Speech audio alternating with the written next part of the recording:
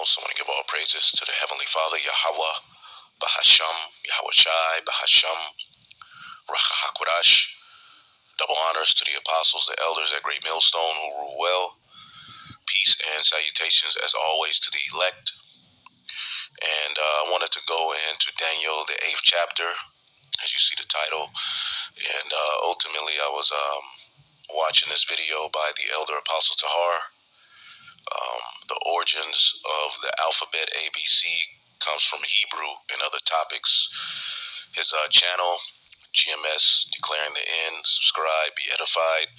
And this is a very edifying video that brothers and sisters should watch. The term alphabet itself, all right, is rooted in the Hebrew alphabet, all right, as you have Aleph, Bat, alphabet, all right. It all goes back to the ancient Hebrew language, all right, and he goes into that and other things in this video. But at a particular point in this video, he spoke about someone asking him about Daniel the 8th chapter, and he asked if a brother could go into it. So I pulled up some of my notes, and I decided, hell, why not go into it and fight these infirmities and overcome death, as I tell the brothers. So I'm going to get into Daniel the 8th chapter, which is a prophetic book wherein there's a lot of history that you have to go into and know and understand. But hopefully we can get some edification and you brothers and sisters learn, because that's the purpose of us doing these videos. Now, when you read Daniel, the 8th chapter is dealing with the vision of the ram and the goat. And as we go into this, you'll understand who and what those represent. Now, this is Daniel, the 8th chapter, in the first verse. It says, in the 3rd year of the reign of Belshazzar, okay, which was a descendant of Nebuchadnezzar. All right, it calls him his son, but I believe it was like his great-grandson or something of that sort. I'm not 100% sure. I have to look it up, but I know Belshazzar came from the line of Nebuchadnezzar, all right, which those are titles as well, all right. You can just have one Nebuchadnezzar. There was a few, but they all succeeded one another. And at the end of the Babylonian Empire, you had Belshazzar, okay, which was ruling during the time of Daniel, the 5th chapter, where you have the writing on the wall, okay, where Daniel let them know their kingdom was getting ready to fall into the hands of the Persians and the Medes, okay, and you can read that history in Daniel, the 5th chapter, okay, and this is the Neo-Babylonian Empire. It's not Babylon the Great. Again, in the Holy Scriptures, you have Babel, which was started by Nimrod. You can get that history in Genesis 10 and 11. That's where you have the Tower of Babel. And then you have the Neo-Babylonian Empire, all right, which Daniel was within that captivity. And then in prophecy, you have Babylon the Great, which is America. All right, so this is during the time of the Neo-Babylonian Empire. At the end of it, in the 3rd year of the reign of Belshazzar, a vision appeared unto me, even unto me, Daniel, which is our forefather. All right, he's of the loins and lineage of David. He's of the king's lineage. When you go into prophecy, remember Isaiah told King Hezekiah, all right, that the sons which shall issue from him, all right, shall be taken away, and they shall be eunuchs in the palace of the king of Babylon. All right, and by eunuchs, it doesn't mean their rods were chopped off, but ultimately they were taken into captivity and used, all right, by the kings of Babylon, to help them learn particular things about our culture and so forth. All right, and you can read about Daniel, Shadrach, Meshach, and Abednego, and so forth in the book of Daniel. Okay, and they refused to eat the king's meat. All right, the lion's den, the three holy children.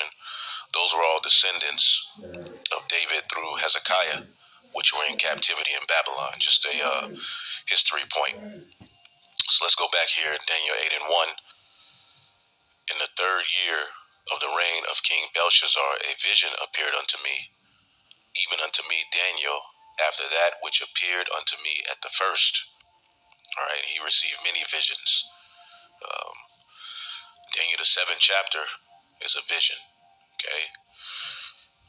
It says, and I saw in a vision, and it came to pass when I saw, I was at Shushan, in the palace, which is in the province of Elam, and I saw a vision, and I was by the river of Eli. All right, and you can look that up on biblical maps. It was said of these waters were amazing, like to drink. When you read about these waters, but pretty much this is a vision, and he's in this particular region. All right, in verse 3 says, and I lifted up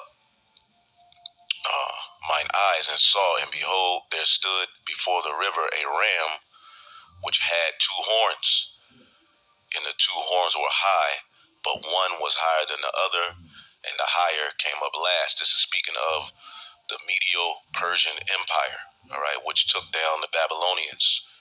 Okay, now in the vision prior, in Daniel the 7th chapter, okay, this particular kingdom is likened unto a bear. All right, this is Daniel 7 and 5, and I beheld another beast, and a second like unto a bear, and it raised itself up on one side, and it had 3 ribs in its mouth, which is Babylon, Lydia, Egypt, these different regions wherein they conquered. All right, and the higher side of this particular beast was the Persians. All right, the Medes ruled first. All right, but the Persians, all right, became the more voluptuous of the two. Okay, and they conquered. As you see here, it had 3 ribs in its between the teeth of it, and they said, "Thus arise and devour much flesh." All right. Ultimately, this is the Persians and the Medes. All right, which in Daniel the 5th chapter, okay, as Belshazzar and the Babylonians were having a feast, okay, they were at a party, and a particular writing came on the wall, and Daniel interpreted it. All right, and ultimately the interpretation was that the kingdom was going to be divided and given unto the Medes and the Persians. Okay, and that happened. Okay, the Babylonian Empire fell to the Medes and the Persians. Okay, so this is what this ram represents. Okay, and Daniel, the 8th chapter and the 3rd verse. Okay, and the horns being high represents power, wealth, authority. All right, and the Medes ruled first. All right, but the second became higher, which is through Cyrus. All right, and then eventually Darius. All right, and you can read that history, and we'll get into some of it. So this is what that's talking about in Daniel, the 8th chapter and the 3rd verse, is speaking of the Medo-Persian Empire. All right, and the one that was higher would be the Persians. Okay, in verse 4 it says, and I saw the ram pushing westward and northward and southward, so that no beast might stand before him. Neither was there any that can deliver out of his hand, but he did according to his will and became great. And remember, this is all through the power of Yahweh Bashim Yahushua that these nations rule. Remember, was that Daniel 4?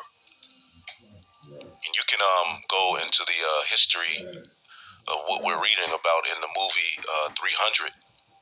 All right, they conquered Babylon, Syria, Asia, part of Greece, okay, Egypt, Ethiopia, India, Lydia.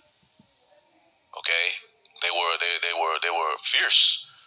All right, and remember that was the empire in which the Israelites were granted a decree, all right, by Cyrus to rebuild the temple. All right, this is Daniel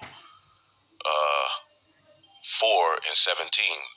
This matter is by the decree of the watchers and the demand by the word of the holy ones to the intent, all right, that the living may know that the Most High ruleth in the kingdom of men and giveth it to whomsoever he will and setteth up over it the basis of men. And right now, all right, the world is being ran by the basis of men, okay?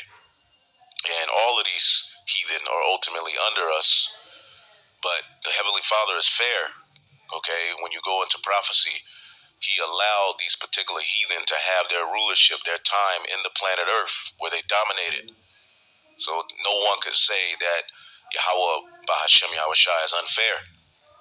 It's just that the final kingdom that's going to be set up, according to Daniel the 2nd chapter, Daniel the 7th chapter, is the kingdom of the Israelites, Yahushai's kingdom on earth, through the power of the Most High God, Yahweh.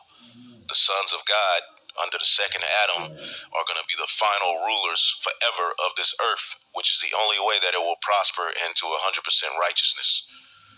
Okay? So this is speaking of how the Medes and the Persians went and conquered. All right? The spirit was on them. All right? And meanwhile, we were back in Jerusalem rebuilding the temple. Okay? Now, and they became great. See here, let me look at my notes and see if there's anything I'm missing. That's pretty much it. All right. And Cyrus, pretty much, if you notice, it doesn't mention the east, because Cyrus came from the east. Okay. And he conquered westward, northward, and southward. Okay.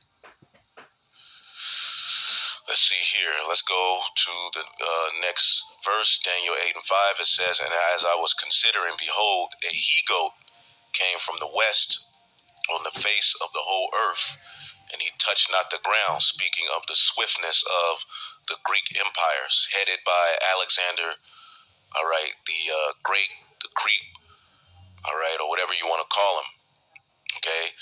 And the he-goat had a notable horn between his eyes, and horns represent, power, strength, all right, and how people pretty much bow themselves to him because they were so swift. As a matter of fact, when you go to Daniel, the 7th chapter, all right, this particular beast, the Greeks is likened unto a leopard, okay? Daniel 7:6, "And after this I beheld, and lo, another like a leopard, which had upon the back of it 4 wings." And those are the 4 generals who ultimately reigned after Alexander died, and we'll get into that, all right? And dominion was given unto it. So it's likened unto a leopard because leopards are very swift. In prophecy, when it speaks of, the modern-day Chaldeans, Babylon the Great, it likens them unto a leopard. They're very swift, all right? And Alexander pretty much did all of his conquering, all right, within 6 to 8 years. He conquered what he believed was the whole world, although there was more. And there was a point where he conquered so much there was no more to conquer, and he started crying. Okay, you can look all of that up in history, but Alexander was great. And we know right after that, it called it a ram in Daniel the 8, but in Daniel the 7th chapter, it called it a bear that lifted itself up on one side.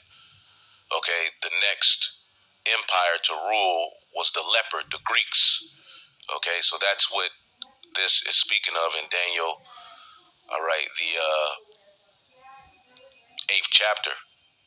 Let's read it again, Daniel 8:5. Okay, and as I was considering, behold, a he-goat came from the west on the face of the whole earth, and touched not the ground, meaning he was swift in how he conquered. All right, and the goat had a notable horn between his eyes. Okay, and that's Alexander the Great, and you can read this history in the book of First Maccabees, the 1st chapter. Okay, and immediately, what does it start out saying?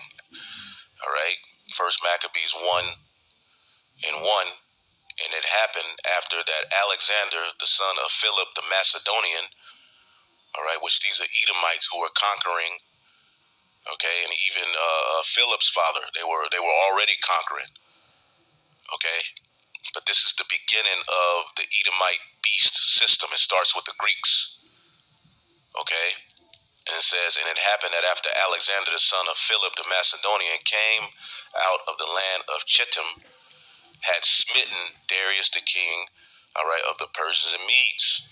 All right, now he himself, as we'll show you in history, didn't, you know, put the sword to Darius, but it was by his force. You know, ultimately one of Darius's, I believe it was his cousin,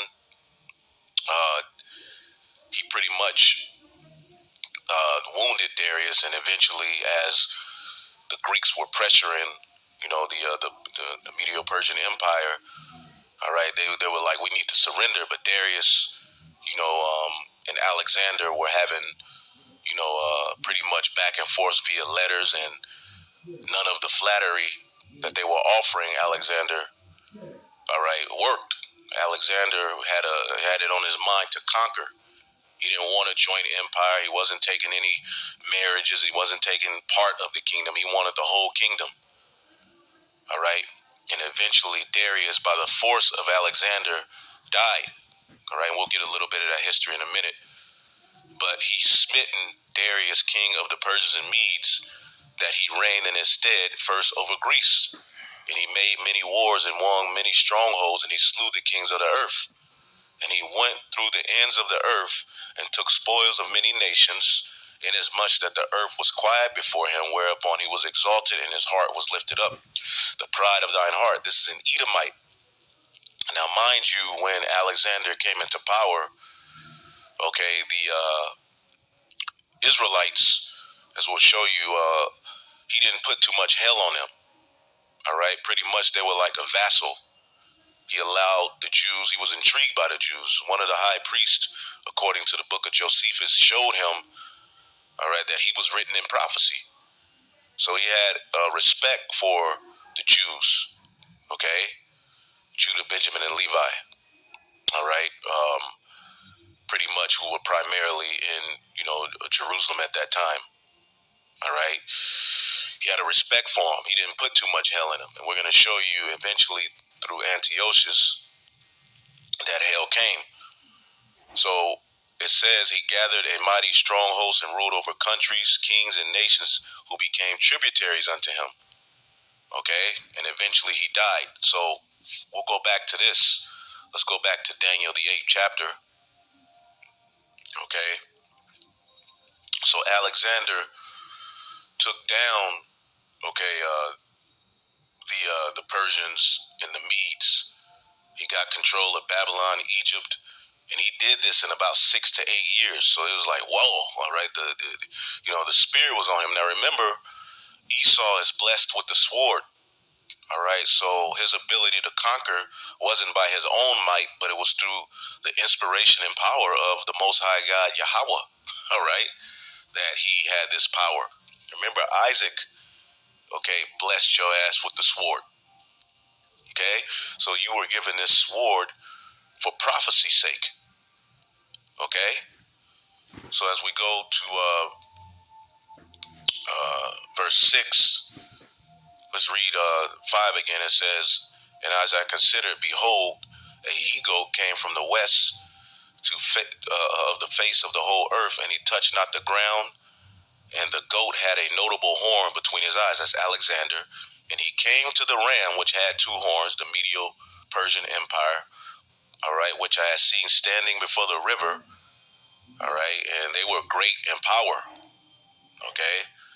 Darius pretty much was royal. He was majestic, all right? And he thought he was in good cause because pretty much there was rivers that separated Greece, all right, from his empire. It was some notable rivers that ultimately Darius like, they ain't going to get through that.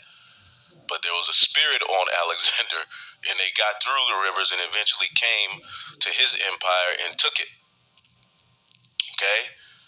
So he came to the ram, All right, the Medo-Persian Empire that had two horns, which has seen standing before the river and ran into him in the fullness of his power. All right, he ran into him, meaning the army of the Greeks, as we read, they had smitten Darius and his army. Okay, and they took many spoils. All right, so this is what that's talking about in Daniel the 8th chapter. All right, in the 6th verse. So he ran into him, meaning he pretty much got through those rivers and took down that empire, and it became under his dominion.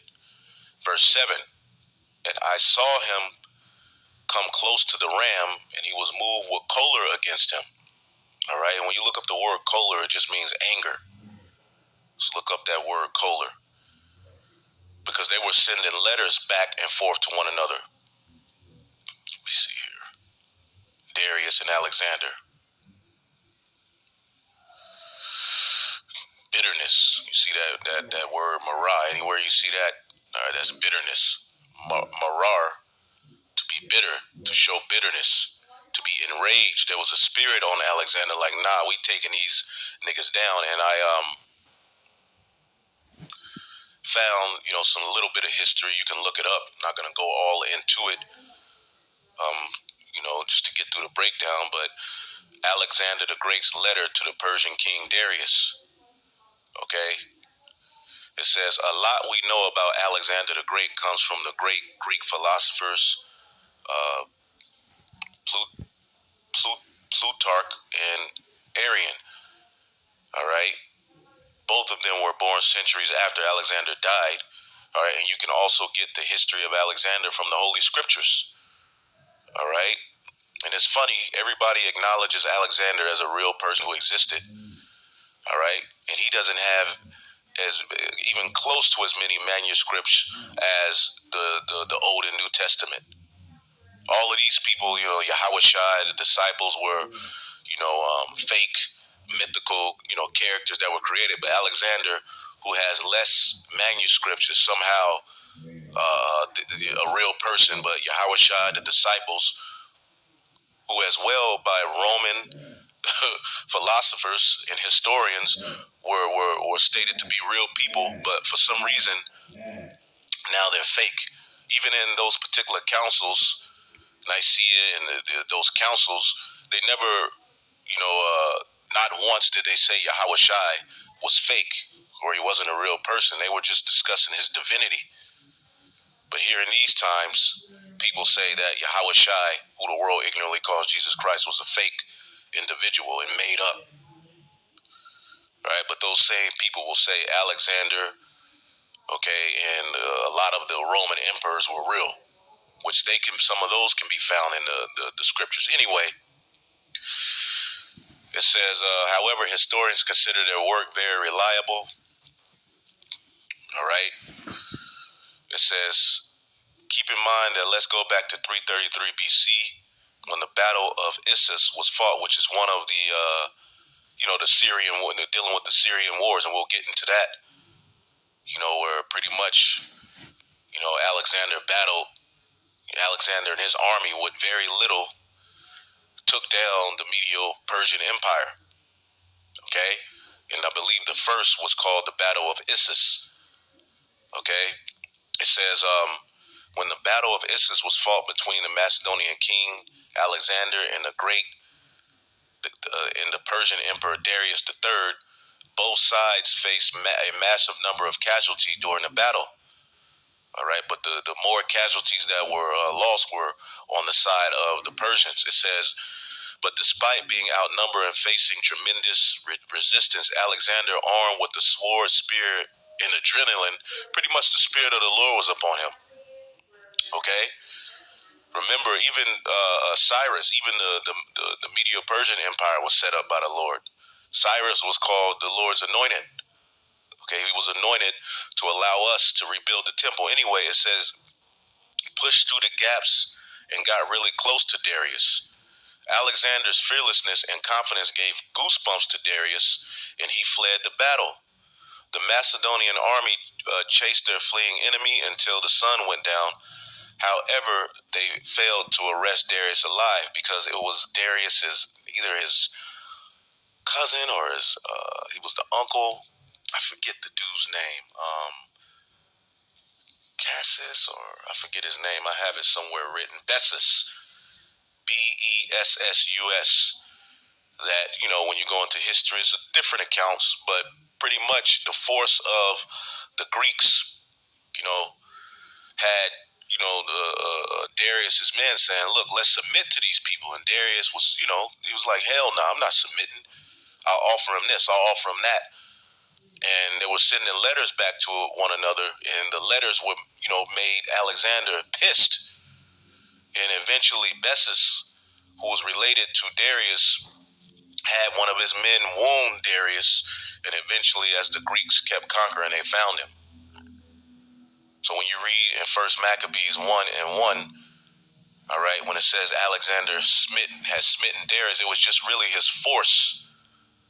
Okay, as they continued conquering and conquering, all right, pretty much the Persians and the Medes, they gave up, and Darius was being probably like, hell no, I'm not, submitting. But one of his own men pretty much put the sword to him, and when the Greeks found him, he was pretty much already dead. You can look that up in history. But anyway, let's go back here. It says, but Darius, his family was captured by Alexander. His wife, his children, his riches. It says, after losing the battle and his family, Darius realized who he had offended and sought truce to protect himself, all right, his family and his remaining empire. But Alexander wasn't having it. All right. It says here, Darius wrote to Alexander first. He requested the release of his family and asked Alexander to be his ally and stop the war. All right, so you can read, upon this, but pretty much Alexander wasn't having it.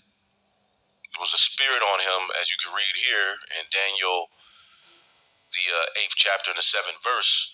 He was moved with choler. Okay?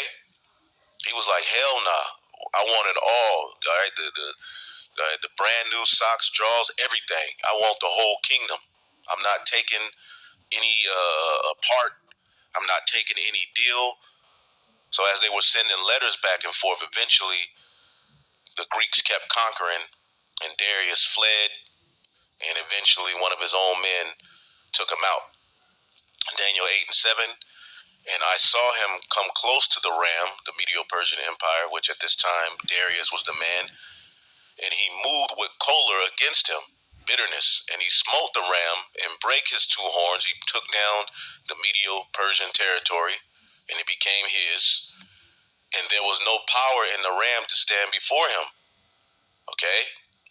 The Medo-Persian Empire could not deal with the force of the Greeks. Okay, but he cast them down to the ground and stamped upon him. I mean, their military overcame them.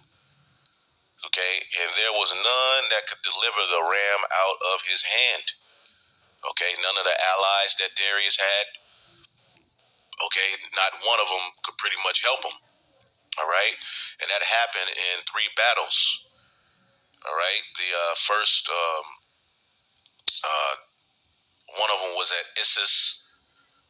The other one was at the river Granicus, okay, and the third was at Gaugamela, all right, and these are known as the Syrian Wars, I believe, which you can read some of those as well in Daniel, the 11th chapter. It goes into some of that history, all right, and during these wars, all right, Darius's mom, children, and riches that he had in Damascus and Syria were eventually confiscated and taken. And eventually he died. Okay? So, and you can look up that history with Bessus wounding Darius. As a matter of fact, let's see here.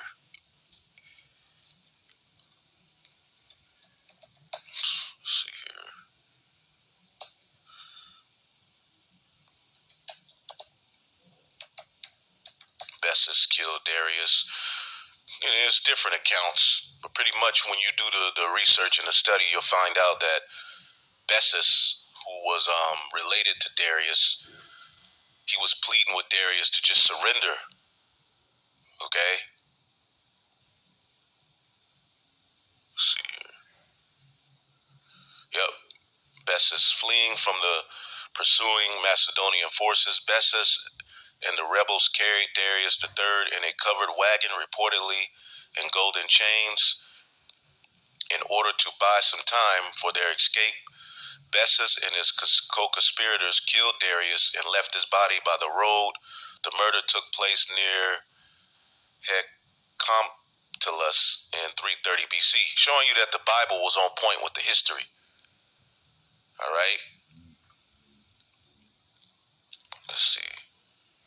You can read more of that history, but it was Bessus that really was responsible for Darius' death. And Bessus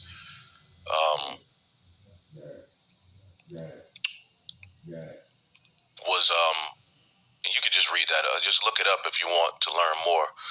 But to get through the breakdown, Daniel 8:8, okay, and it says, therefore, the he-goat waxed very great, and when he was strong, the great horn was broken because Alexander the Great died. Some say of malaria, some say he was poisoned.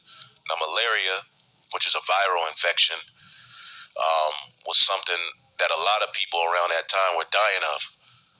Okay, but some people say Alexander was poisoned. Either way, according to prophecy, in the history, First Maccabees 1:5, and after these things, Alexander fell sick and perceived that he should die. Wherefore he called his servants, such as were honorable, and had been brought up with him from his youth, and he parted his kingdom among them while he was alive. So Alexander reigned 12 years and then died. So when he was at the height of his power, he eventually died. And he parted his kingdom while he was on his deathbed amongst, his 4 generals. All right. And going back here, Daniel 8:8. Therefore the he-goat waxed very great, Alexander, and when he was strong, the great horn was broken. He died. And for it came up 4 notable ones, towards the 4 winds of heaven. All right. And this is the 4 generals that we always talk about. And you can look up the history of the Diadochi. Okay. The Diadochi, which ultimately, in a nutshell, Lysimaeus, Cassander. Now, Lysimaeus, he pretty much took Asia. Cassander took Macedonia, Greece. Ptolemy, we know he took Egypt, and Seleucus took Asia. All right, but there was another name, Antigonus, who was first ruling over Macedonia in the Greece area, but I believe Seleucid, along with one of the other generals, helped take him down. And these Edomites were divided. They didn't never agree. They had wars amongst themselves. Okay, so you can look up the history of the Diadochi, or the Diadochi, which ultimately are the successors after Alexander's death. All right, if you want to learn more about that, you can look that up. Okay, and that's the 4 horns that ruled after Alexander's death. And it talks about this also in Daniel, the 7th chapter. Okay, Daniel 7:6. And after this I beheld, and lo, another like a leopard, which had upon the back of it 4 wings of a fowl. The beast also had 4 heads, and dominion was given unto it. And this is speaking of the Greeks, which was headed by Alexander the Great. All right, when he died, his 4 generals took root. All right, and what happened? As a matter of fact, let's go to First Maccabees chapter 1:7. So Alexander reigned 12 years and died, and his servants bare rule, everyone in his place. And after his death, they all put crowns upon themselves. They all wanted to be the king. They were fighting one another. So did their sons after them many years, and evils were multiplied in the earth. And evils were multiplied in the earth. Okay? When the wicked bear rule, all right, wickedness is forwarded. Okay? Now, when Alexander was alive, things were more in order. After he died, all right, they began to wax worse and worse. All right, so that's Daniel 8 and 8. Now we're going to jump to Daniel 8 and 9, the little horn, okay, which ultimately is an extension of Alexander's empire through those four beasts, okay, through those four generals, should I say. All right, and this is going to speak of the one who came out of Seleucid. So this is Daniel 8 and 9, and out of one of them, all right, remember you had Lysimaeus, Cassander, Ptolemy, and Seleucid. Out of one of them, out of the Seleucid, okay, empire, okay, came forth a little horn, which waxed exceeding great. All right, and this is speaking of Antiochus Epiphanes. All right, Antiochus the fourth. Okay, and let's see here. And he waxed exceeding great towards the south. All right, and that's pretty much Egypt, all right, south of Syria. All right, he even fought against Ptolemy. All right, he besieged, all right, Alexandria. All right, but Rome sent aid, pretty much, and he was stopped of that campaign. All right, and then he went east, Armenia, Persia, Mede, all right, and the countries beyond the Euphrates. All right, and pretty much took them down and made them tributaries. I think you can see that in First Maccabees chapter 3 and 31. Gives you a little bit of that history. Okay, First Maccabees 3 and 31. Wherefore, being greatly perplexed in his mind, because ultimately he was stopped of that campaign in Egypt. All right, he determined to go into Persia, there to take the tributes of the countries and to gather much money. All right, so he left Lysias, a nobleman, one of the blood of the royal, to oversee the affairs of the kingdom from the river Euphrates unto the borders of Egypt. All right, and to bring up his son Antiochus until he came again. So he put, all right, his particular the men that were with him, over these regions. All right, and pretty much what he did next, all right, as you read Daniel the 8th chapter, okay, is he went towards the pleasant land, which the pleasant land is the promised land, pretty much. All right, it's starting at Jerusalem, okay, where the Jews were. All right, and you can read that history because a lot of history is repeated in Maccabees. So you can read that history in First Maccabees chapter 1, okay, and 10, okay. And there came out of them a wicked root, out of the Seleucid empire, Antiochus the fourth, surnamed Epiphanes, son of Antiochus the king, who had been hostage at Rome. All right, he reigned in the 137th year of the kingdom of the Greeks. Okay, so, and we'll go back here, but that's what it means. All right, Daniel 8 and 9, and they came out of them a little horn, which waxed exceeding great. All right, that's Antiochus the fourth, Epiphanes. All right, and he waxed great towards the south and towards the east, and he eventually went towards the pleasant land, which is where the Jews dwelt, Judah, Benjamin, and Levi primarily. Okay, and what did he do there? All right, wickedness. He first came with flatteries. All right, but eventually the Hellenization campaign started.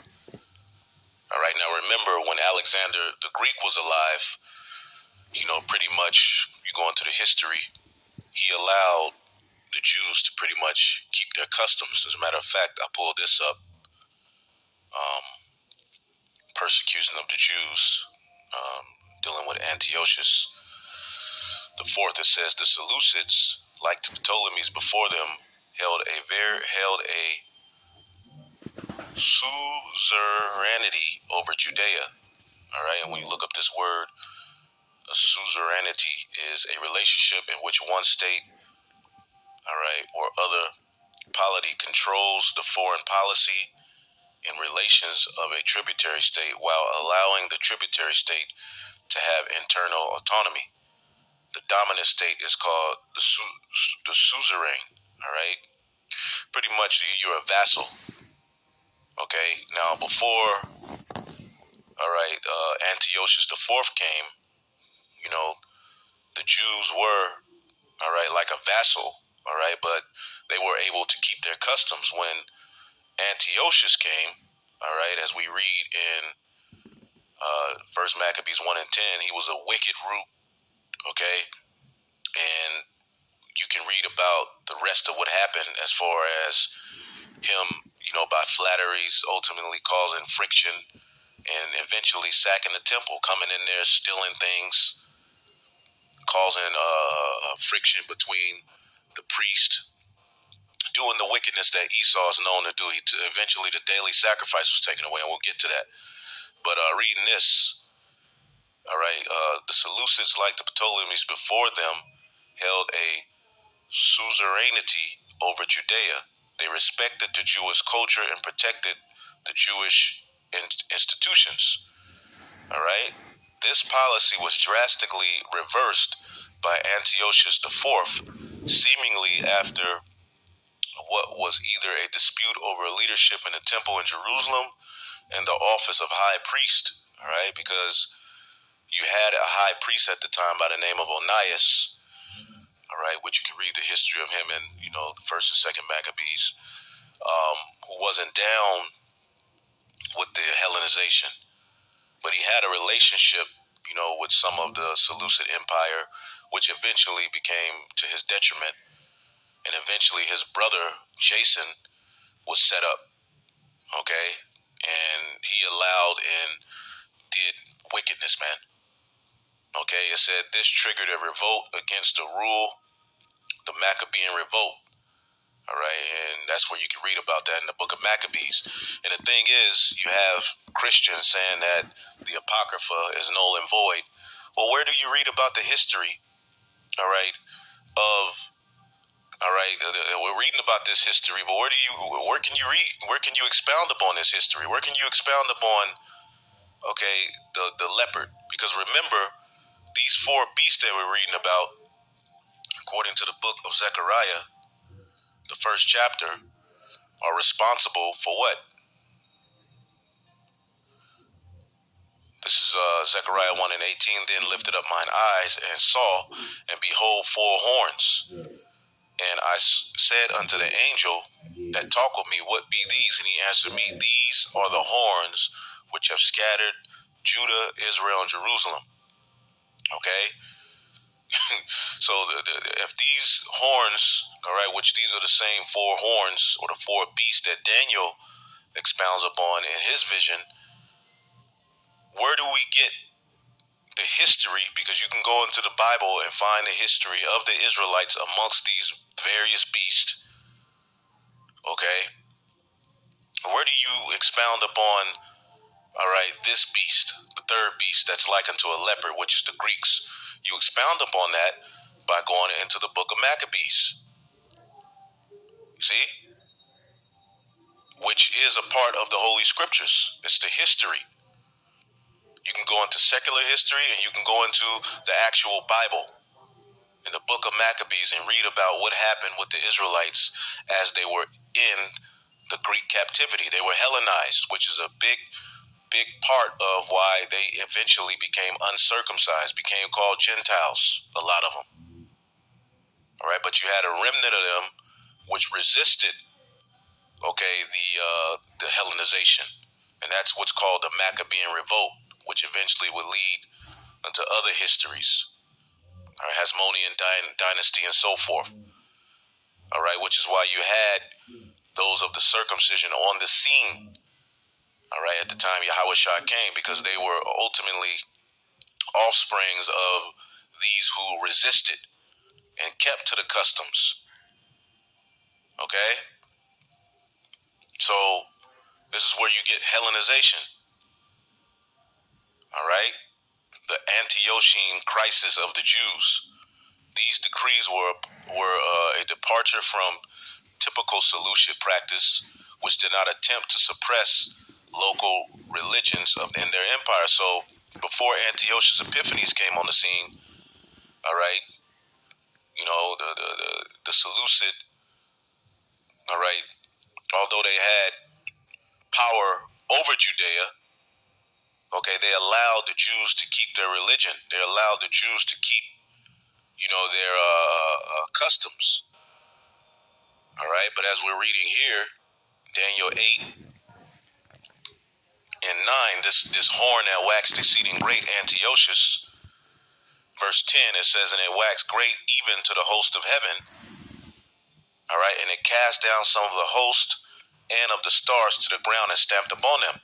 All right, and we can get that history, all right, in First Maccabees. All right, and eventually you had Israelites selling out, wicked men who said, basically, let us make a covenant with the heathen.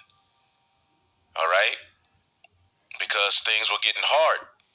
All right, if they saw you playing particular games that brought you back to your culture, if they saw you circumcising your children, pretty much you were getting rolled on. All right, so there was particular men that were like, look, we got to sell out. We got to, you know, pretty much let's give ourselves over to their customs so we can live.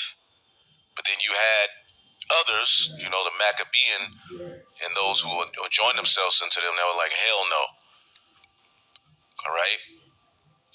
So this device pleased them well, okay, and certain of the people were so forward herein where they went to the king who gave them license to do after the ordinances of the heathen, wherein they built a place of exercise at Jerusalem according to the customs of the heathen and made themselves uncircumcised.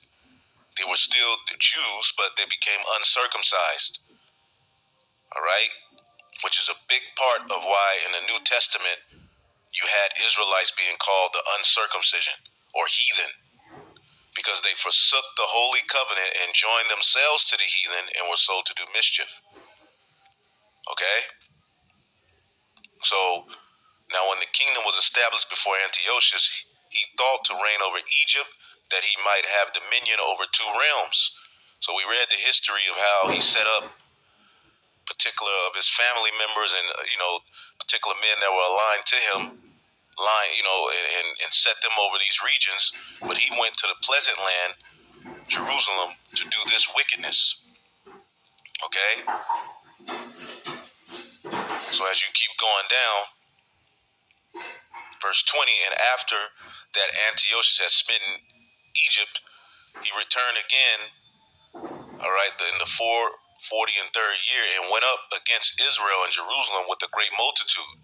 And he entered proudly into the sanctuary and took away the golden altar and the candlestick and the vessels thereof, and the table of the showbread, and the pouring of the vessels, and the vials, and the censers of gold, and the veil, and the crown, and the golden ornaments which were before the temple, and he pulled off. So he went in there doing his wickedness, man. Okay? And he took silver and gold and precious vessels. Also, he took the hidden treasures which he found. Okay? This devil went into the temple doing his thing. Wickedness, man. And and when he had taken all away, he went into his own land, having made a great massacre, and spoke very proudly. All right? Therefore was a great mourning in Israel in every place. All right? So Jake was all messed up over what happened, man. Okay? And he eventually came back. Okay? And after 2 years of Jake was mourning and trying to get themselves together, after 2 years fully expired, the king sent his chief collector a tribute into the cities of Judah who came into Jerusalem with a great multitude. And they spoke peaceable words unto them, but all was deceit. And when they had given him credence, he fell suddenly upon the city and smote it very sore and destroyed much people of Israel. All right? And he took spoils. He did his wickedness, man. And you can read about that history. He shed innocent blood. He defiled the sanctuary, and eventually the daily sacrifice was taken away. Okay? In verse 43, yea, many Israelites consented to his religion and sacrificed unto idols and profaned the Sabbath.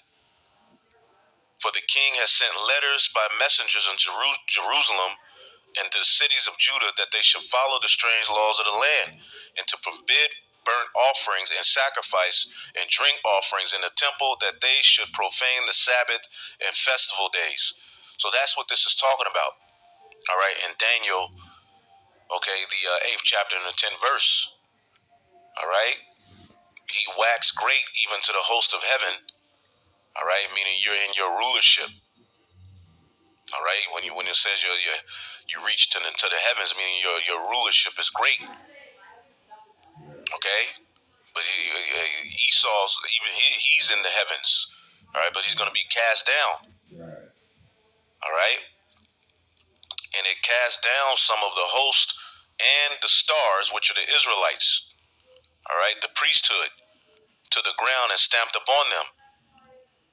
All right, and he magnified himself even to the prince of the host.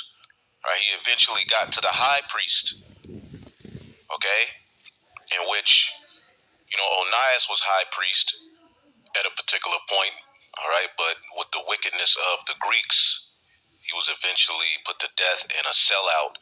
All right, Onias' brother by the name of Jason set up. Okay, and we know the high priest. All right, and the temple is our connection. All right, to the Most High God, Yahweh.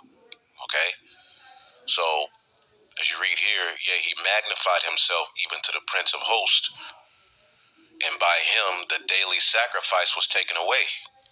All right, remember we had a morning and an evening sacrifice. All right, and the place of his sanctuary was cast down. Okay, and that's what they did. They sacked the temple. All right, they started offering. First Maccabees 1 and 47, set up altars. All right, verse 46.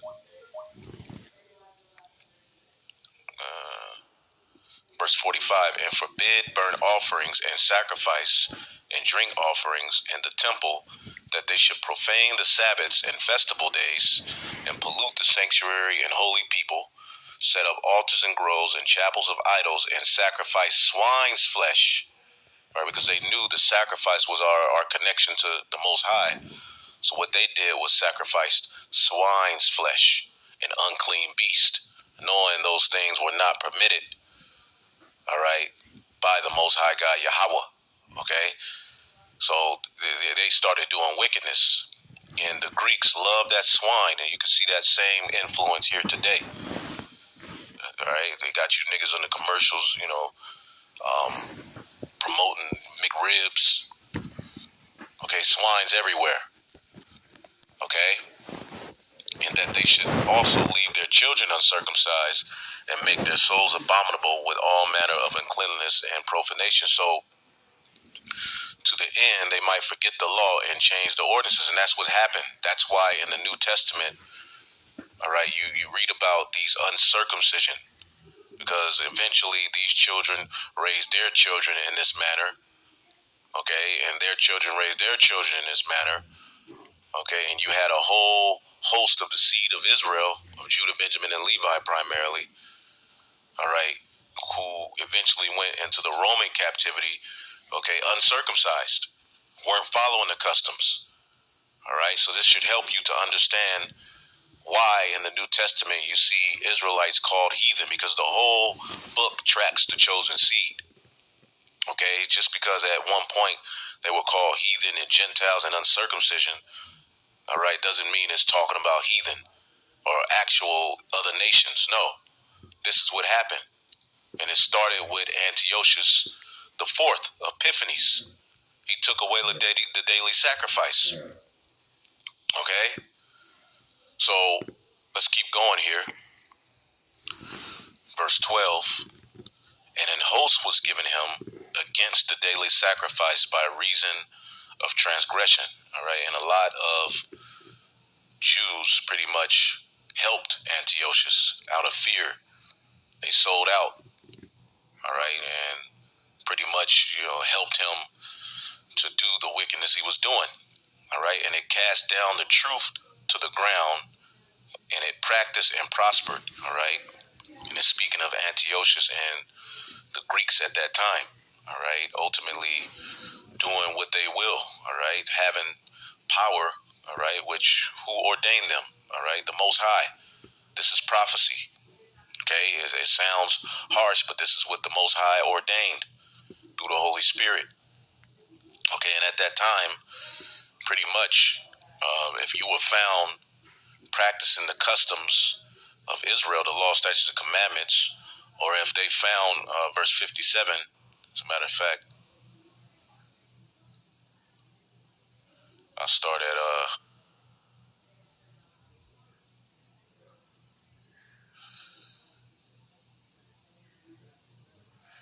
I'll go to verse 50. It says, and whosoever would not do according to the commandment of the king, all right, to break the laws, not circumcise your children, and so forth, he should die. Okay? And we're living where Hellenization is getting ready to be brought back in a different way via, the jab and everything else they're coming with. If you don't want to live by their, religion, their NWO, these are going to be the consequences, and these are the times we're coming into. It says, in the self-same manner wrote he to his whole kingdom, and appointed overseers over all the people, commanding the cities of Judah to sacrifice city by city, to sacrifice swine, and particular leaders of Judah, which that's Judah, Benjamin, and Levi particularly. All right, they helped, and many of the people were gathered unto them, to wit, every one that forsook the law, and so they committed evils in his land. And that's the host that was given unto him, sellouts, all right, to help the transgression. Okay, and going back to then many of the people who were gathered unto them, to wit, every one that forsook the law, and so they committed evils in the land, and drove the Israelites into secret places, even whensoever they could flee for succor. All right, they were fleeing for comfort. You had particularly Israelites hiding and sacrificing their children, hiding and practicing this, keeping the Sabbath, hiding. And if they were found, all right, pretty much they were put to death. It was a crazy time. Okay, it says, now in the 15th day of the month of Casleu, in the 145th year, they set up the abomination of desolation upon the altar, that builded idol altars throughout the cities of Judah on every side. All right, the abomination that make it desolate. Okay, taking away the daily sacrifice, setting up idols in the temple. Okay, cutting off our connection with our power. Okay, and burnt incense at the doors of their houses and in the streets. And when they had rent in pieces the books of the law in which they found, they burnt them with fire. And we can see that mindset returning here to Babylon the Great. Now remember, we're in Rome all over again, but it was a Greco-Roman Empire for a point. So we see remnants of Greek culture and mindset here, as well as you see Jake, all right, joining Greek fraternities. That's all a part of Hellenization. It's all back all over again. Okay, and you can see there's a evil mindset towards the holy book, the laws. All right, even with this Roe v. Wade thing, now people are blaming the holy scriptures. They're pissed off, kicking the Bible, throwing it in the garbage, calling the Bible a book of fairy tales. Okay, there's like a very hard mindset against the scriptures, and it's going to get worse. And whosoever was found with any book of the Testament or if any committed to the law, the king's commandment was that they should be put to death. And they did this by their authority unto the Israelites every month, to as many as were found in the cities. They were hanging our children by their necks. I believe that's in the second chapter. Okay? But you had particular of the Israelites that weren't there. I'm not eating any unclean thing. I'd rather die, all right, than to be defiled with the meats or to profane the covenant. All right? And a very great wrath was upon Israel. And you can read more of the history, but that's what Daniel, the 8th chapter, is speaking about. As a matter of fact, let me find it. There's a scripture where they hanged them by the necks.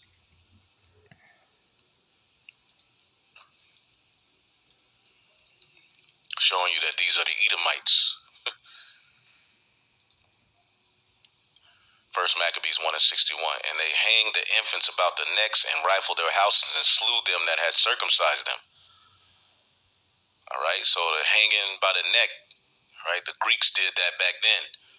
And we know that was a big thing for Esau, Edom, all right, in this captivity. Okay?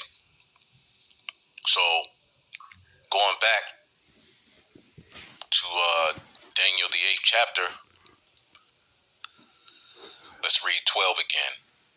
And an host was given him against the daily sacrifice by reason of transgression, and it cast down the truth to the ground in practice and prospered. Okay, and I believe Antiochus set up a image or an idol of Jupiter in the temple. Okay, which was, oh my goodness, forbidden.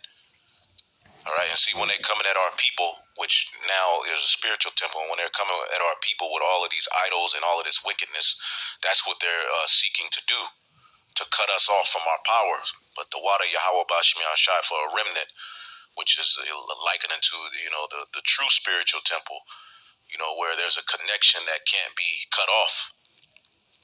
Okay, now verse 13 says, then I heard one saint speaking, and another saint said unto that certain saint which spake. Basically, as he's seeing this vision, he sees two angels speaking to one another.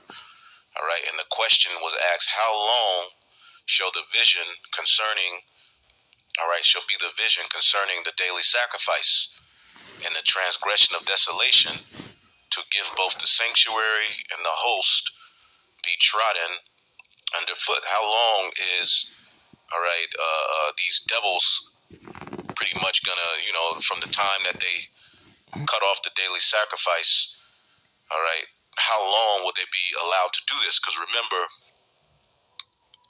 it tells you the time frame of when it started, when they set up the abomination that make it desolate. First Maccabees 1:54, now the 15th day of the month of Casalu, all right, in the 145th year, they set up the abomination of desolation upon the altar, okay, which some say is a idol to Jupiter, which is one of the gods they worship. All right, remember Alexander the Great called himself the son of Jupiter. All right,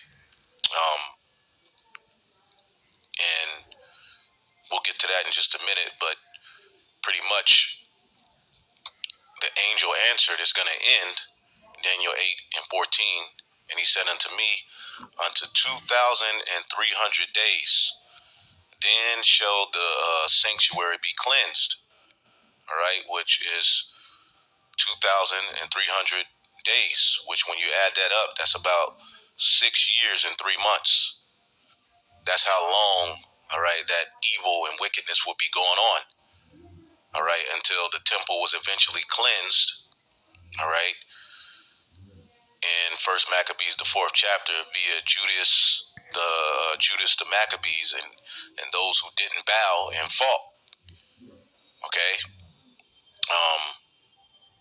this is you can read this whole chapter, but as you can see, they cleansed the sanctuary and bear out the defiled stones. Okay, they cleansed the temple. Okay, under Judas Maccabees. They made new holy vessels. And when did this happen?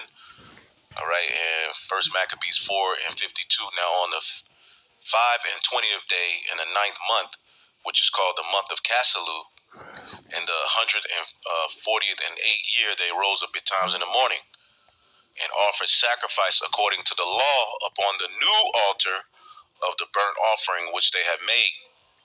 So the temple was cleansed, all right, and it was exactly, all right, in 2,000, all right, in 300 days, all right, which when you look that up, 2,300 days equals 6 years, all right, and 3 months. And that's the time frame when you look up from when it started, okay, in 1 Maccabees 1:54, and when it ended in 1 Maccabees 4:52, all right. And ironically, they built, they fortified it, okay, and this is where you get the holy day Hanukkah, okay.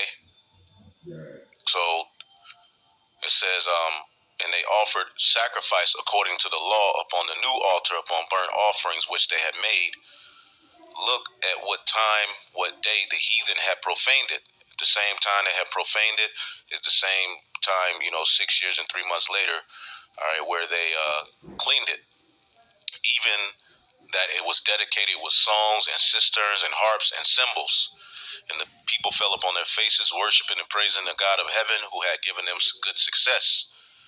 And so they kept the dedication of the altar 8 days. This is why the Feast of Hanukkah, all right, last 8 days, and offered burnt offerings with gladness and sacrifice, the sacrifice of deliverance and praise. All right, but it's interesting that when you get to the bottom of this, okay, verse 60, it says, and at that time they built it up Mount Zion with high walls and strong towers round about, lest the Gentiles, the actual heathen, should come and tread it down as they had done before. All right. And they set there a garrison to keep it, and fortified Bethsura to preserve it, that the meek people might have defense from Idumea, which is the Edomites, showing you the Greeks that took down the temple, Antiochus, they were Edomites. Okay, and you had Edomites at that time. Some called themselves Edomites, but some went under the term, the Greeks. Some went under the term Romans, but at the end of the day, they were Edomites. That's who it was defended against, because that's who took it down, showing you that the Greeks are Edomites. Okay, which is why these Christians, these Christian Edomites, especially, they don't want nothing to do with the Apocrypha. Okay, so that's what that means. Ultimately, the angel in the vision asked the other angel, how long, all right, are they going to take away the daily sacrifice, all right, and trod the temple underfoot? Well, he said, all right, 2,300 days, and then shall the sanctuary be cleansed. Okay, so let's keep going. And pretty much in the rest of the chapter 15 through 27, Daniel is given, okay, the interpretation of the vision, which we gave it, all right, but let's just read through it and end it off, all right. The interpretation of the vision, Daniel 8 and 15. And when it came to pass, when even I, Daniel, had seen the vision and sought for the meaning, then behold, there stood before me as an appearance of a man, and I heard a man's voice between the banks of Ulai, all right, which called and said, Gabriel, make this man to understand the vision. Okay. And Daniel was a high level, brother. All right. Maybe I'll reload one of my favorite lessons when we in class went into Daniel. There's a lot of things to understand about him. It says, so when he came near where I stood, and when he came, I was afraid and fell upon my face. But he said unto me, understand, O son of man, for at the time of the end shall be the vision. Now, as he was speaking with me, I was in a deep sleep and on my face toward the ground. But he touched me and set me upright. And he said, behold, I will make thee to know what shall be in the last end of the indignation, for at the time appointed the end shall be. All right, and he gave the ram's identity. The ram, as we told you, having two horns, are the kings of Media and Persia. Okay, verse 21, and the goat is the king of Grecia. All right, which pretty much you have a nigga by the name of Jephthah of One Body Yahushai, who has a branch here in Dallas, who says that Alexander the Greek, okay, was an Israelite, which is stupid. Anyway, the rough goat is the king of Grecia, and the great horn that is between his eyes is the first king, which is Alexander, an Edomite. Okay. Now that being broken, whereas four stood up for it, the four generals, four kingdoms shall stand up out of the nation. All right, but not in his power. All right, and remember that's the Diadochi, the four generals. All right, Lysimaeus, Cassander, Seleucid, Ptolemy. Okay, it said, and there's other names when you look up the Diadochi that you're going to see, but those are the four main ones. It says, in the latter time of their kingdom, when the transgressors are come to the full, a king of fierce countenance and speaking dark sentences shall come stand up, Antiochus, and his power shall be mighty, but not by his own power. All right, because ultimately it was the Lord that gave him this power and allowed them to rule. And he shall destroy wonderfully, and shall prosper in practice, and he'll destroy the mighty and holy people. He took down Israel, and through his policy, he shall cause craft to prosper in his hand. Okay, and shall magnify himself in his heart, and by peace shall destroy many. All right, when you go to First Maccabees 1, remember they came with flatteries. Okay, they came with flatteries, but eventually they started doing wickedness. Okay, you can read that in this chapter. We don't have to read it. He came acting as if he meant well, but he did what he always is known to do. Just like Biden came with flatteries. Now look, all right, and by peace he shall destroy many, and he shall also stand up against the prince of princes, but he shall be broken without hand. Okay, he eventually died, and he came up against the temple. And in this time, they have the same mindset. That's why we jump to these prophecies, because ultimately that's talking about what Antiochus did.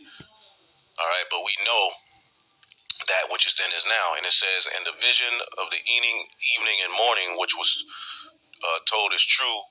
Wherefore shut up the vision, for it shall be for many days. And it came to pass, right? And Daniel fainted and was sick certain days. Afterward I rose up and did the king's business, and I was astonished at the vision, but none understood it, but he understood it. And now here we are today to break that down for you. So I'm pretty sure Apostle Tahar will see that this video was done, but y'all got to check this video out. It's a very good video.